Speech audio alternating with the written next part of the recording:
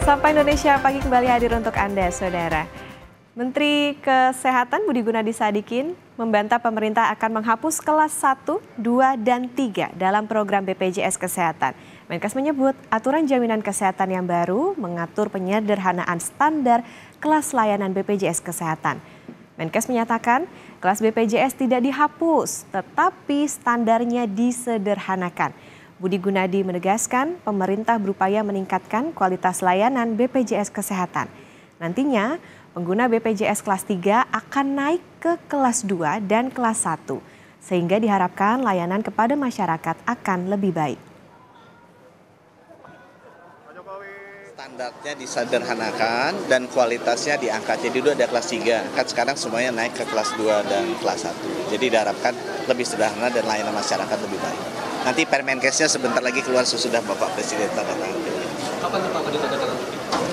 Masuk ke saja belum tanya. Nah, jadi kami tegaskan lagi ya Saudara, tidak ada penghapusan kelas di BPJS Kesehatan. Hanya saja nanti sistemnya jadi sederhana karena hanya ada satu jenis kamar yang disebut kamar rawat inap standar alias KRIS. Nantinya seluruh rumah sakit yang menerima BPJS harus memiliki satu kamar standar yang sama yang kriterianya sudah ditetapkan oleh pemerintah. Nah, total ini ada 12 kriteria. Kita lihat satu persatu. Nah, ini yang pertama nih Saudara, ini bangunannya tidak boleh punya tingkat porositas yang tinggi. Nah, ini yang mengakibatkan jumlah debu dan mikroorganisme dan ini erat kaitannya dengan kelembaban dan jamur di sebuah gedung. Kenapa porositas jadi nomor 1? Nah, karena kalau gedungnya lembab dan berjamur, orang yang dirawat nantinya jadi nggak sembuh-sembuh. BPJS malah bisa makin boncos. Ini masih erat kaitannya dengan kesehatan kamar. Nah, kriteria yang lain adalah ventilasi udara. Nah, ini ventilasi ini minimal adalah 6 kali pergantian udara per jam. Kemudian standar untuk pencahayaan dan suhu ruangan ini stabil di 20 sampai 26 derajat Celcius.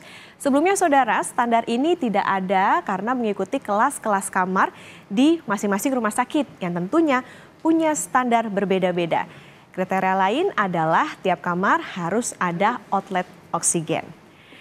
Nah, selain mengatur soal ruangannya yang berhubungan dengan kelembaban ruangan, kriteria KRIS juga mengatur soal kenyamanan pasien di dalam ruangan perawatan. Nah, yang pertama, ini soal partisi atau tirai. Nah, ruangan ini hanya boleh ada 4 kamar tidur, jadi jarak antar kasur ini 1,5 meter. Di tiap tempat tidur, ini harus ada kelengkapan seperti bel untuk kontak perawat dan juga nakes atau nakas maksud kami alias lemari. Nah, tiap kasur juga harus dipisahkan dengan tirat atau partisi dengan rel yang menempel di plafon atau menggantung. Kemudian kamar mandi di dalam ruang rawat inap dan harus punya standar aksesibilitas bagi pasien. Dan terakhir Saudara, ini ruangannya terpisah. Jadi ada kriterianya usia, jenis kelamin, kemudian juga penyakitnya. Ini nantinya akan terbagi jadi termasuk juga tadi jenis penyakit infeksi dan juga non-infeksi. Dan Saudara, saat ini kita sudah bersama dengan Direktur Utama BPJS Kesehatan, Profesor Ali Gufron Mukti. Prof. Gufron, selamat pagi. Selamat pagi Mbak Okta. Ya, Prof. Gufron, jadi ini banyak yang bertanya nih, penerapan kelas rawat inap standar di BPJS Kesehatan ya. Ini apakah nantinya akan menghapus sistem kelas yang ada, tapi memang ternyata tidak kan? Nah, Bapak juga sempat menyebut bahwa kelas-kelas itu adalah masalah non-medis. Ini maksudnya gimana Prof. Gufron? Iya, jadi satu bahwa tidak betul ya semua kelas dihapus itu dan Perpres 959 itu tidak ada tuh pasal-pasal menghapus kelas gitu. Itu yang pertama yang banyak beredar seperti itu. Yang kedua tentu sebagai dokter ya atau tenaga medis itu melakukan pelayanan ya dalam memberikan pelayanan. Kebetulan saya itu mantan dekan kedokteran dia DFK UGM dulu, demikian juga ketua dekan-dekan kedokteran seluruh Indonesia. Kita selalu menyumpah tidak boleh memberikan pelayanan ya terutama secara medis itu berbeda berbasis pada suku, agama ataupun status sosial ekonomi. dia peserta BPJS atau tidak BPJS ya. Kalau operasi mungkin kalau orang miskin separuh, kalau tidak miskin utuh itu nggak boleh ya. Ya baik, jadi nantinya rawat inap standar itu sarana sama prasarana atau fasilitasnya ini akan seperti apa, Prof. Gufron? Apakah memang ada standarisasinya? Misalnya tadi dalam satu ruangan ini kan ada 4 kamar, nah itu akan sama semua atau seperti apa untuk seluruh kelas di BPJS? Iya, tadi kan disampaikan ada 12 kriteria yang dipakai untuk menentukan kamar yang terstandarisasi atau KRIS ya, yaitu kamar rawat inap standar itu ya. Nah, tetapi tentu bagaimana sebetulnya nanti mengenai paket manfaatnya, tarifnya, iurannya sebelum ditanya ini itu didasarkan pada evaluasi dulu. Evaluasinya seperti apa, lalu nanti akan ditetapkan, gitu. Hmm. Jadi nanti nunggu dari evaluasi dulu baru nantinya akan diterapkan. Nah ini sebetulnya kalau dasar dari penerapan KRIS ini apa sih Prof. Gufron? Jadi sekarang ini semua tetap sama ya, seperti biasanya gitu. Nah, untuk diketahui peserta yang banyak ya, itu selain PBI, peserta bantuan iuran dibayari oleh pemerintah, adalah mereka yang peserta penerima upah atau punya gaji gitu ya.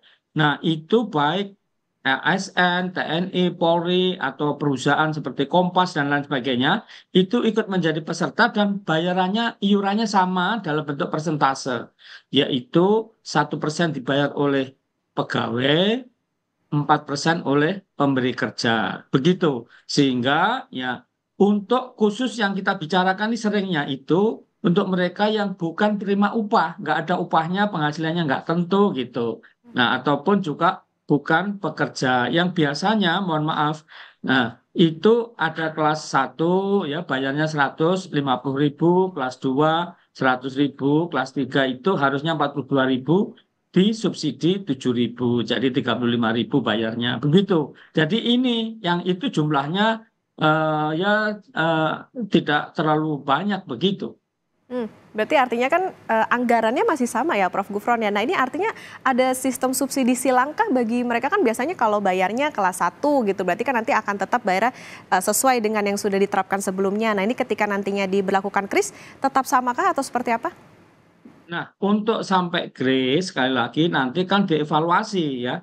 Tetapi sampai sekarang ini ya mungkin beberapa bulan ke depan itu masih tetap sama ya, semuanya sama seperti yang berlaku sekarang ini ya. Nah, untuk grace itu kan disebutkan di situ 30 Juni 2025. Nah, nanti 1 Juli itu diharapkan untuk bisa ya menerapkan kamar yang kelas standar rawat inap tadi.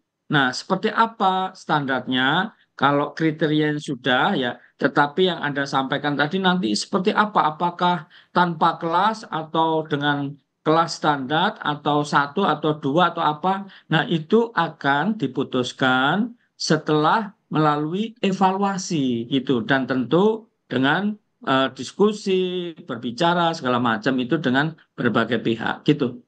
Prof, ini kan masih 30 Juni lah ya sebetulnya. Nah, tapi ada perkiraan nggak bed occupancy rate-nya nanti gimana untuk pembagiannya untuk yang kamar yang KRIS ataupun juga untuk yang misalnya pengguna asuransi lain gitu di rumah sakit? Nah, sampai sekarang ini ya, mereka yang kelas 1 ya, itu boleh naik. Katakanlah kalau nggak puas di kelas 1, naik di VIP ya, itu diatur juga di Perpres 59 ini dibolehkan. Nanti yang bayar siapa? Nah, selisihnya itu dibayar boleh yang bersangkutan atau perusahaan di mana dia bekerja atau oleh asuransi kesehatan tambahan, begitu. Berarti masih bisa naik kelasnya ya Prof. Gufron ya? Iya, Nah, iya sekarang pun sudah ya.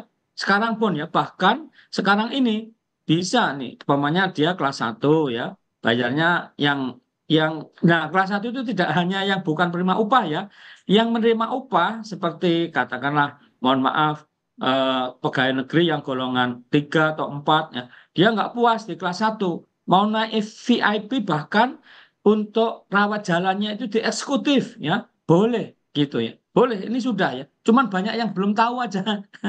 Makanya kita ciptakan lagu belum tahu itu ya. Dinyanyikan di YouTube itu oleh Rektor UGM segala macam itu. Nah nanti kalau misalnya penerapan KRIS itu selisihnya gimana, Prof. Gufron? Ya, gak tentu bisa kalau dia naik ya, mestinya ya sama yang diatur itu di dalam Perpres 59 ini. Nah, dia bisa membayar sendiri atau dibayari perusahaan atau ya beli asuransi komersial tambahan ya. Yang jelas bahwa public private partnership, jadi kerjasama antara pemerintah dan swasta itu penting ya untuk membiayai keseluruhan biaya yang diperlukan. Jadi orang banyak tidak tahu bahwa kesehatan itu mahal ya. Dikira kesehatan gratisan murah, itu salah konsep ya.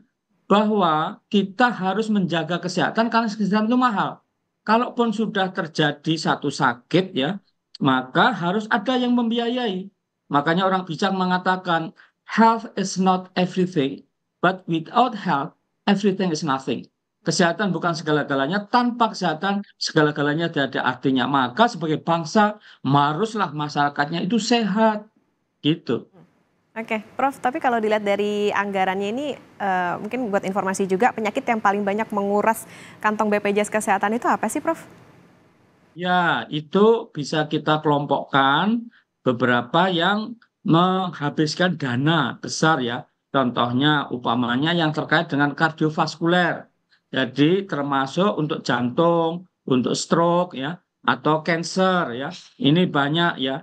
Demikian juga ya untuk gagal ginjal ya, cukup banyak ya dan lain sebagainya ya, seperti thalassemia dan lain sebagainya. Jadi itu yang secara keseluruhan itu hampir 30 triliun ya. Oke, berarti besar juga ya, Prof, ya untuk anggaran di Ya, penyakit-penyakit tersebut. iya, untuk diketahui karena kepercayaan masyarakat, jadi BPJS itu tahun kemarin tambahannya saja yang kami bayarkan ke rumah sakit dan klinik itu 45 triliun tambahannya saja ya. Karena apa? Karena masyarakat pada berbondong-bondong sekarang percaya kepada BPJS lalu pakai. Bahkan ya baru 3 minggu, 4 minggu yang lalu kami diundang di Washington ya bersama Pak Menkes juga. Banyak negara mereka apresiasi, termasuk diminta ngajar di Harvard Medical School dan juga di John Hopkins yang mereka itu apresiasi ya. Baru beberapa jam yang lalu ya, belum 24 jam, kami dari Korea Selatan itu mereka mengundang khusus dan membiayai kita untuk cerita gimana pengelolaan BPJS kok bagus gitu. Gitu ya. Oke, baik. Berarti artinya ini masih menunggu bagaimana nanti evaluasinya ya, Prof-nya. Kemudian juga nantinya akan diterapkannya berarti adalah KRIS itu tadi, Kamar Rawat Inap Standar. Terima kasih Direktur Utama BPJS Kesehatan, Profesor Ali Gufron Mukti sudah bersama di Sapa Indonesia Pagi. Sehat selalu, selamat beraktivitas, Prof.